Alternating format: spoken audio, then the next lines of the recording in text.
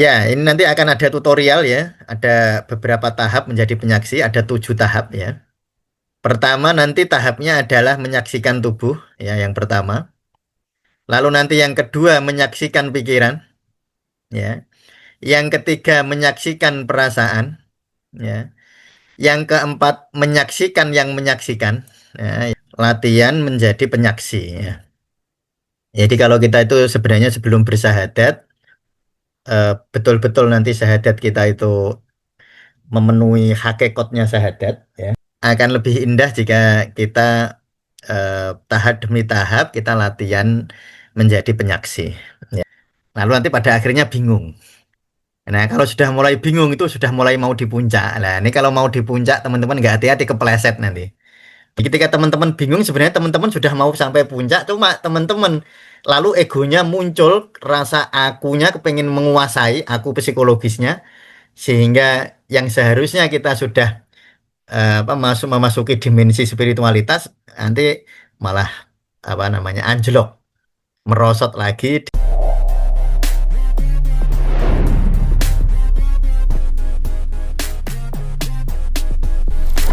Assalamualaikum warahmatullahi wabarakatuh. Bismillahirrahmanirrahim. Alhamdulillahirabbil alamin. Allahumma shalli wa sallim ala sayyidina Muhammadin wa ala alihi wa ashabihi ajmain, amma ba'd.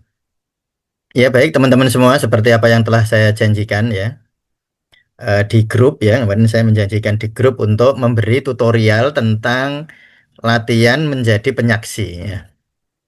Jadi kalau kita itu sebenarnya sebelum bersahadat, betul-betul nanti syahadat kita itu memenuhi hakikatnya syahadat, ya. Itu kita akan lebih indah jika kita eh, tahap demi tahap kita latihan menjadi penyaksi, ya. Ini adalah tahap-tahapnya. Atau secara sederhana sebenarnya menjadi saksi itu melihat diri, ya. Ya nanti seperti yang teman-teman pahami, diri itu ada dua ya.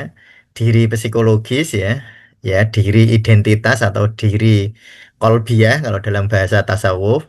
Ada diri atau nafas ruhaniyah, ya. Ada nafas kolbiah, ada nafas ruhaniyah. Nah, ini nanti kita akan latihan bagaimana menjadi penyaksi itu sebenarnya, ya. Ya, ini nanti akan ada tutorial ya. Ada beberapa tahap menjadi penyaksi, ada 7 tahap ya. Pertama nanti tahapnya adalah menyaksikan tubuh, ya yang pertama. Lalu nanti yang kedua menyaksikan pikiran, ya. Yang ketiga menyaksikan perasaan, ya. Yang keempat menyaksikan yang menyaksikan, ya, yang keempat. Lalu yang kelima menyaksikan kebingungan, menerima kebingungan ya. Nah, jadi ada nanti di dalam proses penyaksian mungkin nanti teman-teman bingung. Nah, lalu nanti kita terima kebingungan itu.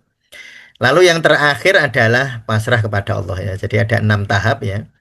Ada 7 tahap riyadhah atau latihan menjadi penyaksi.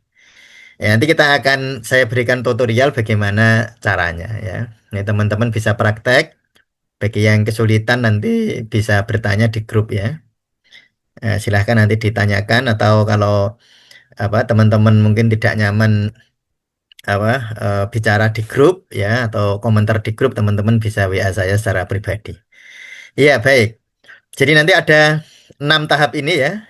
Tubuh, pikiran, perasaan, terus menyaksikan penyaksi, menyaksikan eh, apa namanya, mengakui kebingungan nanti, lalu pada akhirnya kita berpasrah diri kepada Allah. Nah, baik, sekarang kita latihan menyaksikan tubuh. Nah, yang perlu teman-teman pahami, yang disebut mengapa tubuh perlu disaksikan, ya. Karena begini, tubuh itu sebenarnya bukan kita, bukan aku. Tubuh itu adalah amanah dari Allah. Jadi aku kita diberi amanah tubuh. Jadi tubuh bukan aku. Nah, ini yang nanti yang perlu kita saksikan. Kita kebanyakan kita ini merasa bahwa apa namanya, kalau kita nggak riyadhah kita merasa bahwa diri kita itu aku kita itu tubuh, sehingga nanti ketika kita mengatakan bahwa apa aku kita adalah tubuh, maka nanti naik turunnya pasang surutnya tubuh membuat kita gelisah.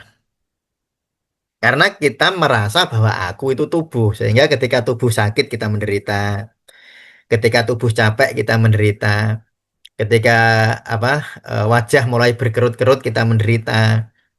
Lalu ketika kita mengalami perubahan apa namanya perubahan secara fisiologis tubuh kita menderita. Bahwa perubahan tubuh itu memang sunnah ya. Perubahan tubuh itu sunnah, nggak bisa tidak berubah. Nah itu memang sifat alamiah dari materi. Nah, tetapi bagaimana perubahan itu atau bahkan bagaimana sakit itu tidak membuat kita menderita. Jadi menderita sama sakit itu beda. Ya, para wali sakit, para kekasih sakit, tetap para orang soleh, ya orang-orang kalau kita nyebut orang-orang tercerahkan itu sakit, tetapi mereka tidak menderita. Gitu. Coba baca kisah-kisah para para kekasih. Oh, banyak yang gerah. Jadi artinya menjadi penyaksi tubuh bukan untuk menyembuhkan sakit atau menghilangkan sakit, tetapi untuk melampaui rasa sakit itu. Ya, jadi caranya, nah, ini nanti dipraktekkan ya, bagaimana cara menyaksikan tubuh. Pertama ini yang sering kali orang apa kurang kurang memahami ya, kurang memahami itu di sini. Jadi waktu mereka latihan, mereka lupa langkah yang sangat penting ini. Waktu Rialdo, waktu latihan menjadi penyaksi, itu dia lupa langkah-langkah ini.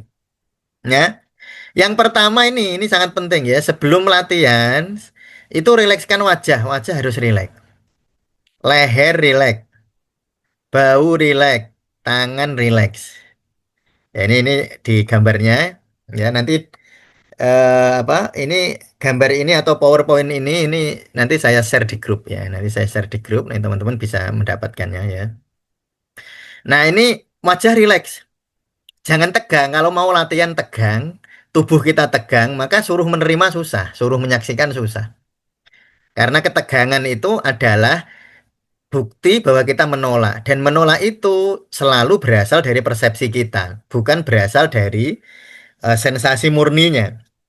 Jadi misalnya begini, sakit, misalnya tubuh kita sakit, kepala pusing. Orang itu sebenarnya tidak menolak pusingnya, tetapi menolak persepsi terhadap pusing. Nah, sehingga dan ketika orang menolak itu tubuhnya tegang. Maka agar kita lebih mudah menyaksikan, ya ini langkah pertama ini di apa dipraktekkan ya. Wajahnya rileks. Ini di sini ada di PowerPoint-nya wajah rileks, leher dilepaskan artinya jangan tegang. Leher jangan tegang, bau diturunkan, jangan tegang juga, tangan longgar, jangan mengepal. Hmm. Kalau mengepal berarti menolak. Nanti kita menjadi sulit untuk menerima, sulit untuk menyaksikan. Napas masuk, napas keluarnya disadari. Cukup biarkan nafas berjalan alamiah. Nah, jadi nanti teman-teman nggak usah pakai ritme nafas seperti yang sering kali kita ajarkan. Nggak usah pakai 46, nggak usah pakai 24, nggak usah. Pokoknya teman-teman sadari nafasnya, cukup sadari nafas dan biarkan nafas berjalan secara alamiah. Ya cukup sadari, lalu rasakan tubuh apa adanya. Ya, jadi kalau yang nyaman amati yang nyaman, amati yang tidak nyaman. Cuma amati loh ya, bukan merespon loh ya, cuma mengamati tok. Nah, jadi mengamati bukan dengan merespon. Jadi misalnya mengamati leher kenceng itu diamati, bukan bukan merespon. Kalau merespon itu kepengen tidak kenceng. Atau eh, apa teman-teman lalu mempersepsi tentang air kencang ini kenapa nah jadi sebelum itu rileks dulu ya sebelum masuk ke latihan rileks dulu baru nanti mengamati ya jadi yang pertama tadi rileks dulu wajah rileks leher lepaskan bau turunkan sebagai pintu gerbang penerimaan ya sebagai pintu gerbang penerimaan. Lalu amati ya setelah itu teman-teman setelah merilekskan ya, nah itu teman-teman lalu scan tubuhnya, mana yang tidak nyaman, mana yang nyaman ya. Jadi amati lihat mana atau amati tok ya, amati mana yang nyaman dan amati mana yang tidak nyaman. Lalu teman-teman tidak perlu berusaha mengubah, tidak perlu juga menilai ini bagus, ini jelek, ini apalagi teman-teman lalu eh, berpikir terlalu apa namanya memikirkan sebabnya ini kolesterol kemarin habis makan apa ini jangan-jangan linu ini asam urat ini gara-gara ini ya itu namanya teman-teman mulai menilai nah menjadi penyaksi itu bukan menilai penyaksi itu kan nggak berhak untuk mempersepsi ya. Kalau kita misalnya di ruang sidang gitu, namanya penyaksi itu disuruh menyampaikan apa adanya, tidak boleh mempersepsikan. Jadi kalau orang, oh iya Pak, saya lihat dia pegang pisau, titik. Misalnya ada orang saksi kasus melukai misalnya ya, kasus eh, pertengkaran dengan pisau misalnya. Lalu kita jadi saksinya misalnya, kita menyaksikan, iya saya menyaksikan dia membawa pisau. Tetapi tidak boleh kita mengatakan sepertinya dia mau melukai orang itu gitu, nggak boleh. Namanya menyaksikan ya cuma menyaksikan, ya. Jadi teman-teman hanya menyaksikan tubuh. Nah nanti teman-teman tiba-tiba teman-teman akan menyadari oh ternyata tubuh itu aku saksikan, berarti tubuh bukan aku gitu, ya. Berarti tubuh itu aku saksikan, berarti kan tubuh bukan aku, wong kita bisa menyaksikannya. Ya, jadi tubuh berada di luar aku berarti, di luar nafas. Awalnya tadi sebelum kita menyaksikan tubuh, kita merasa bahwa aku ini tubuh kita. Nah, setelah kita menyaksikan tubuh kita dengan cara seperti tadi, maka kita nanti lalu akan menyadari, oh ternyata tubuh bukan aku. Lah kok bukan aku ya? Bisa saya amati, bisa saya awasi, bisa saya apa namanya? Bisa bisa saya lihat. Berarti dia bukan yang melihat, dia yang dilihat. Tubuh adalah objek dari subjek yang namanya aku. Ya, makanya kalau dalam agama tubuh itu amanat. Ya titipan Allah tubuh itu. Jadi bukan diri kita. Kita dititipi tubuh oleh Allah. Atau kalau dalam bahasa bahasa yang dalam, tubuh itu ayat. Ya, tubuh itu ayat, pikiran itu ayat, perasaan itu ayat. Ya kalau apa lebih sufi amanah. Jadi kalau secara epistemologi ya tubuh itu ayat, itu secara epistemologi ya. Tapi kalau secara kesufian tubuh itu amanat, titipan dari Allah. Nah, sehingga karena itu titipan kita harus menjaganya, merawatnya, menghormati, ya, menjaga tubuh kita dengan apa? Terutama menjaga tubuh ya dengan mengikuti syariat agama. Kita ajak tubuh kita sholat, kita ajak tubuh kita ruku, kita ajak tubuh kita sujud gitu. Jadi namanya ibadah itu total ya. Ibadah total itu bagaimana ya? Kalau ibadah hanya pikiran, ya belum total. Ibadah hanya perasaan, ya belum total. Bahkan tubuh kita harus kita ajak ibadah. Ya, apa dahi kita ajak sujud, tangan kita ajak takbir, ya. Apa namanya, punggung kita ajak rukuk dan seterusnya. Lisan kita ajak membaca. Nah, itu karena tubuh apa namanya adalah amanah dari Allah. Jadi dia bukan aku, tapi tubuh adalah amanah. Ini namanya kita menyaksikan tubuh. Nah, akhirnya dari latihan ini kita sadar bahwa aku bukan tubuhku. Ya, kita nanti sadar ternyata tubuh bukan seluruh diriku. Ya, itu secara apa ya? Mungkin secara aman kita mengatakan begitu, tapi sebenarnya lebih dalam tubuh ya bukan aku. Tubuh bukan diriku, bukan aku. Dia hanya bukan untuk menyepelekan ya, hanya untuk mendistingsi bahwa tubuh bukanlah aku, tubuh adalah amanah. Amanah dari Allah. Caranya menyaksikan begitu ya. Jadi menyaksikan tubuh ya disaksikan gitu tanpa menilai, tanpa ingin mengubah. Jadi kalau ada kencang di leher ya diamati, kalau di perut rasa nyaman, nyaman ya diamati, tidak nyaman ya diamati. Tidak ada upaya untuk mengubahnya, mengamati. Ya, upaya-upaya tadi sebelum masuk menyaksikan ya. Makanya tadi sebelum teman-teman masuk ke riadohnya, teman-teman rileks dulu. Ini kan upaya namanya ya. Teman-teman rileks dulu, leher dilepaskan bahwa ini namanya upaya dari awal. Tapi setelah masuk ke riadoh, teman-teman tidak ada upaya mengubah, hanya menyaksikan ya. Hanya menyaksikan, amati nyaman dan yang tidak nyaman, tidak ada usaha untuk mengubah, teman-teman hanya mengamati saja, menjadi saksi saja. Nah, berarti ada aku ya ini ya. Berarti ada aku yang mengamati tubuh. Berarti ada aku, tubuh sendiri, aku sendiri. Nah, lalu kita sadar bahwa aku bukanlah tubuhku. Nah, lalu setelah itu kita menyaksikan pikiran. Ini lebih dalam ya.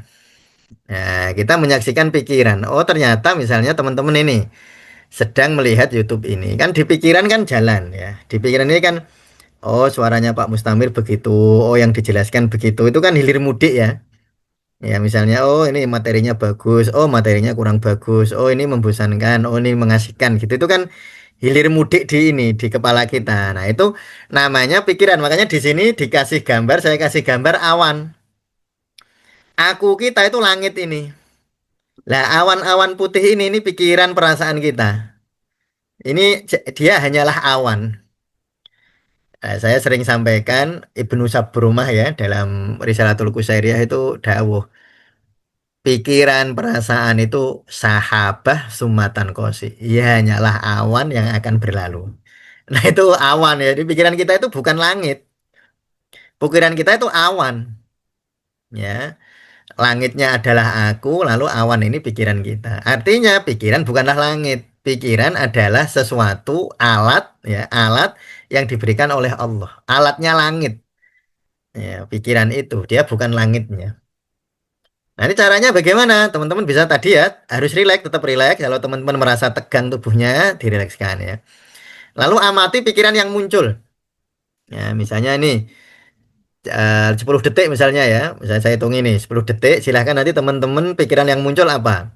Satu, dua, tiga, empat, lima, enam, tujuh, delapan, sembilan, 10. Nah, tadi waktu saya ngomong 1 sampai 10, ada nggak yang lewat? Mungkin yang ada ya tadi suara saya lewat ya.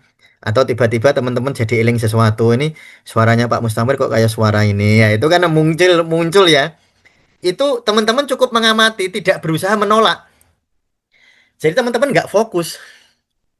Nah, fokus itu berarti berusaha. Ya, fokus itu berarti berusaha. Ya.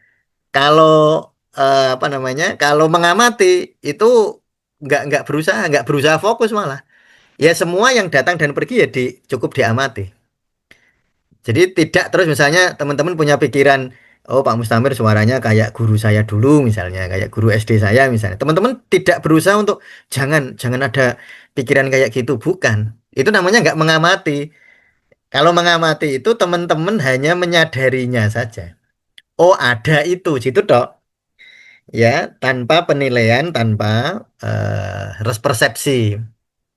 Ya, ya teman-teman hanya mengamati pikiran, diamati pikiran. Oh lewat tadi mikir apa?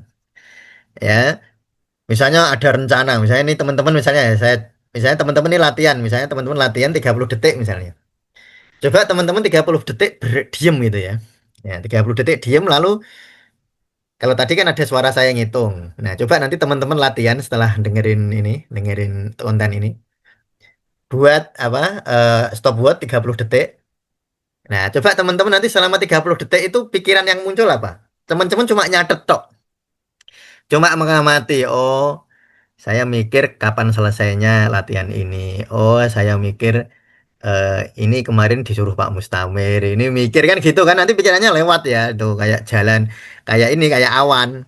Lewat, datang pergi gitu. Teman-teman cukup mengamati, tidak ingin menghilangkan. Ya biarin aja dia lewat. Memang pikiran tugasnya begitu. Tidak perlu dilawan, nggak dilawan, nggak juga diikuti, cuma mengamati. Nah ini loh. Jadi kalau dilawan artinya kita tidak mengamati, kita masuk ke dalamnya berarti. Kalau kita ikuti berarti kita masuk ke dalamnya. Jadi ya tidak dilawan, tidak diikuti, cuma kayak teman-teman lihat, coba teman-teman kalau lihat ini misalnya ini contoh ya, ini emas-emas ini yang digambar ini kan lihat langit. Kan lihat awan tuh ini, awan jalan. Ya cuma ngamati toh, oh, awannya jalan ke sana kemari. Kan tidak bisa kan mengubah awannya. Ya memang nggak berusaha mengubah. Jadi pikiran kita sih kita biarkan untuk lewat. Kita izinkan untuk datang dan pergi. Datang ya tidak masalah, pergi ya tidak masalah. Nah, latihan-latihan semacam itu teman-teman itu akan sangat baik sebenarnya ya. Nanti teman-teman akan lebih mudah mereduksi stres. Ya, jadi kita tidak larut di dalam rasa kehilangan, juga tidak larut dalam rasa ingin memiliki sesuatu.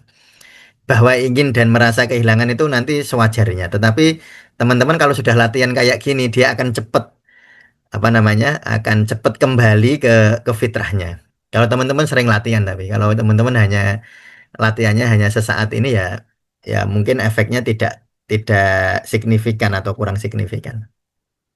Jadi amati pikiran, ya. Pikiran datang dan pergi seperti awan.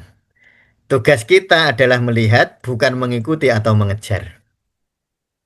Ya, ini teman-teman nanti biasa, ada uniknya gitu. Uniknya itu gini, kalau orang-orang itu menyaksikan pikiran, nanti pikiran malah lebih, kalau ibarat gelombang itu gelombangnya lebih landai. Kan ada pikiran orang yang dinamikanya sangat anu ya, sangat tinggi ya, naik turun sampai orangnya stres itu. Mikir sana, mikir sini. Nah, itu ibarat awan, ibarat gelombang itu gelombangnya pasang terus. Tapi kalau nanti teman-teman menyaksikan pikiran, ya cuma disaksikan dia lewat. Oh, ada pikiran itu lewat, oh ada pikiran itu lewat. Nanti justru pikiran itu akan lebih tenang, ya. Bayangkan pikiran adalah awan, kita pengamatnya, kita tidak berusaha mengubah awan itu, kita hanya mengamatinya. Hanya melihat dia datang atau dia pergi. Nanti apa yang kita harapkan dari sini, kita jadi sadar bahwa pikiran ternyata bukan aku. Pikiran ternyata bukan nafas, ya. Pikiran ternyata bukan nafas, bukan diri. Pikiran adalah sesuatu atau alat yang diberikan oleh Allah. Dia bukan diri kita. Loh, ini kan ini praktek yang nyata ya, artinya praktek yang langsung kita rasakan. Ya, jadi perjalanan kesufian atau lebih umumnya perjalanan spiritual itu ya harus mau riadoh seperti ini. Riadohnya ya puasa bagus, itu riadoh-riadoh syariati atau riadoh-riadoh formal. Tentu itu karena itu disyariatkan kita manut. Nah, tetapi riadoh-riadoh semacam ini, latihan-latihan semacam ini juga penting ya.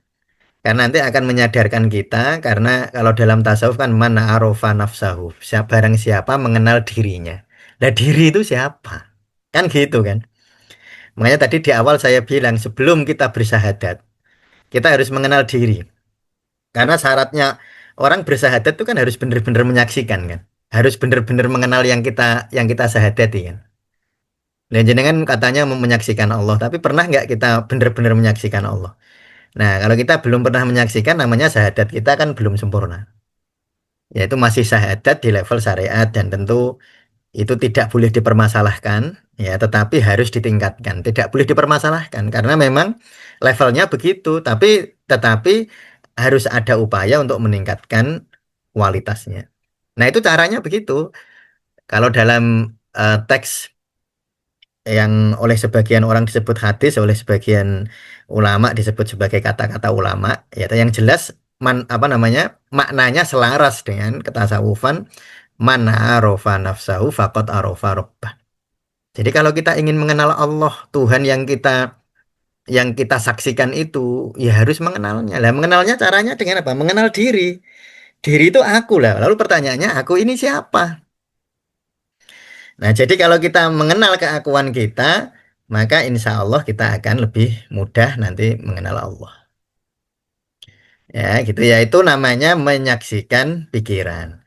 Selanjutnya, ya, setelah kita menyaksikan pikiran dan kita tahu bahwa pikiran bukan aku, lalu kita menyaksikan perasaan sekarang, ya.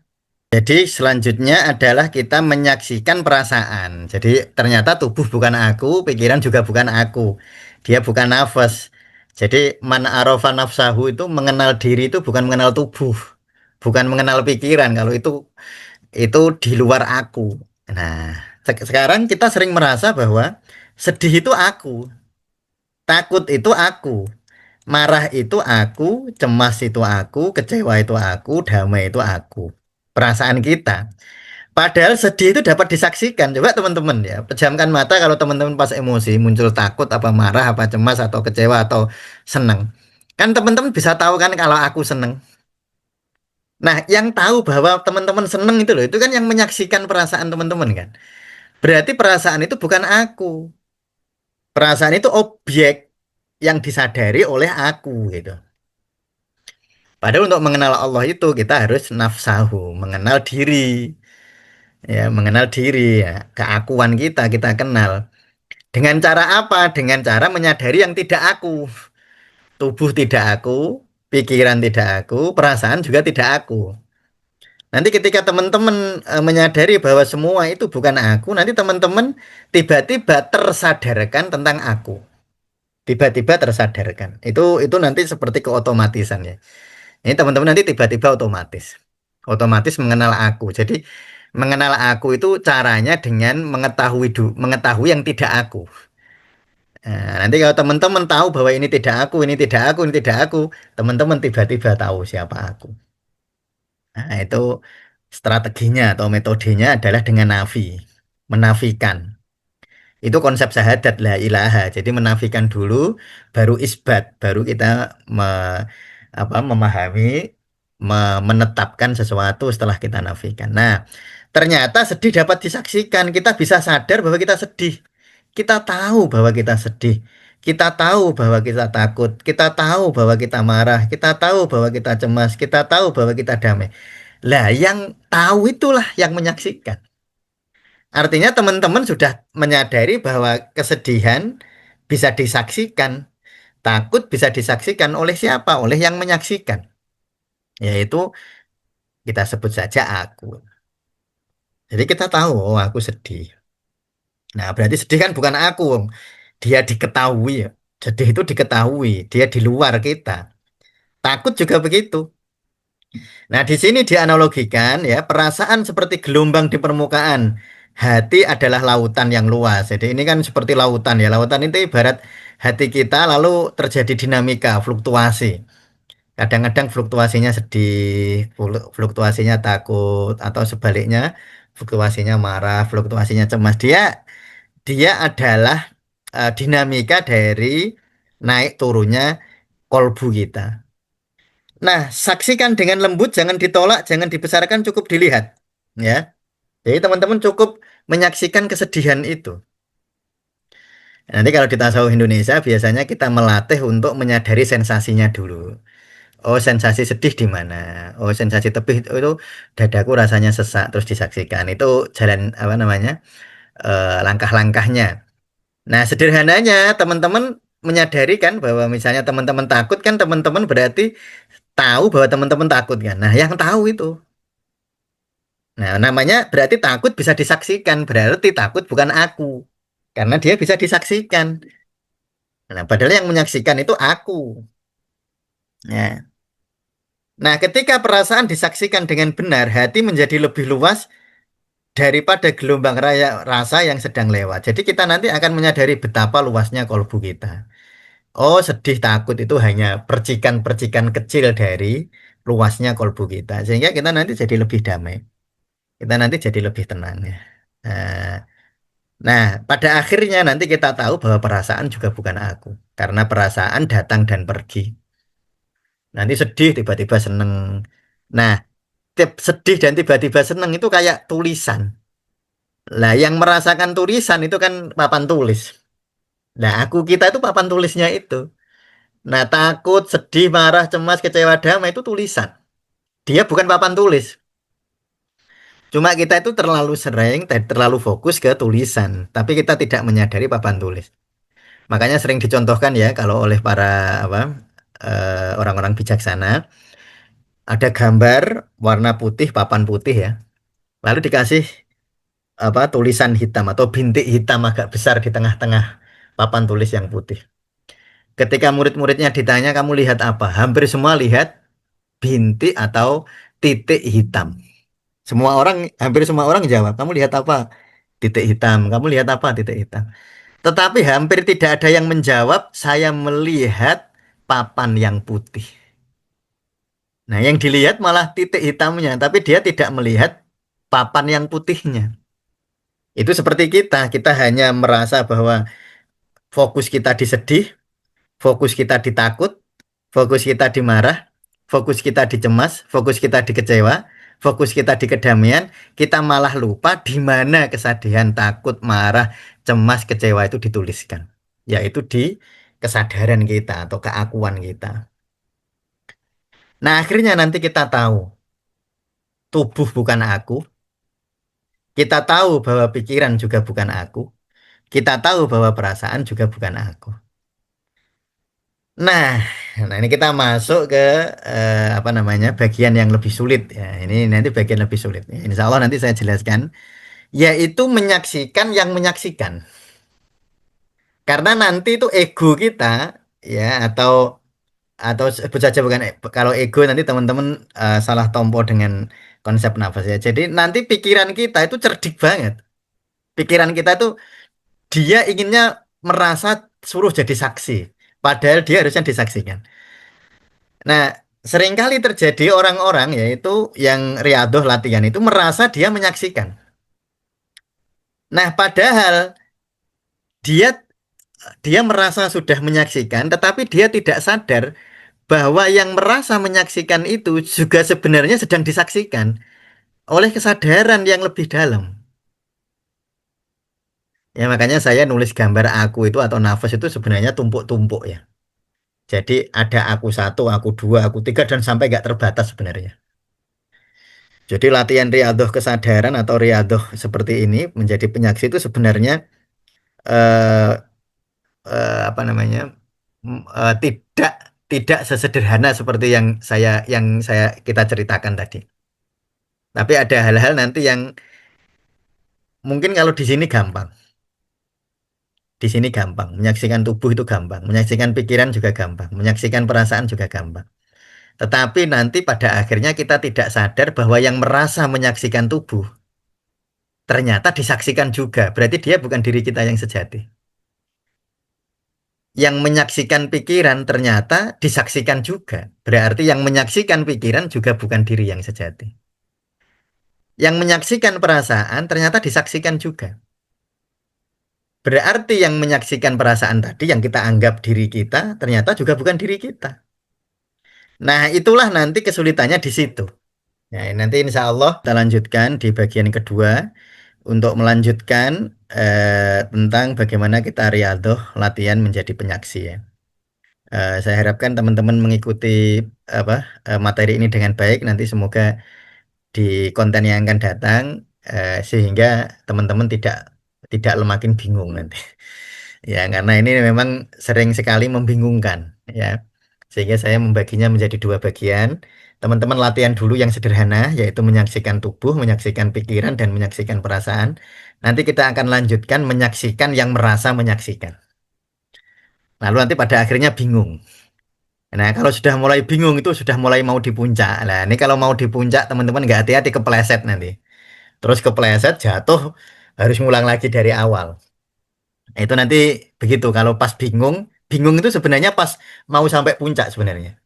Jadi ketika teman-teman bingung, sebenarnya teman-teman sudah mau sampai puncak, cuma teman-teman lalu egonya muncul, rasa akunya kepengen menguasai, aku psikologisnya, sehingga yang seharusnya kita sudah memasuki dimensi spiritualitas, nanti malah apa namanya anjlok, merosot lagi di apa di level-level yang kita harus mengulang sejak awal lagi. Oke, saya kira demikian. Kita lanjutkan di konten yang akan datang. Terima kasih. Assalamualaikum warahmatullahi wabarakatuh.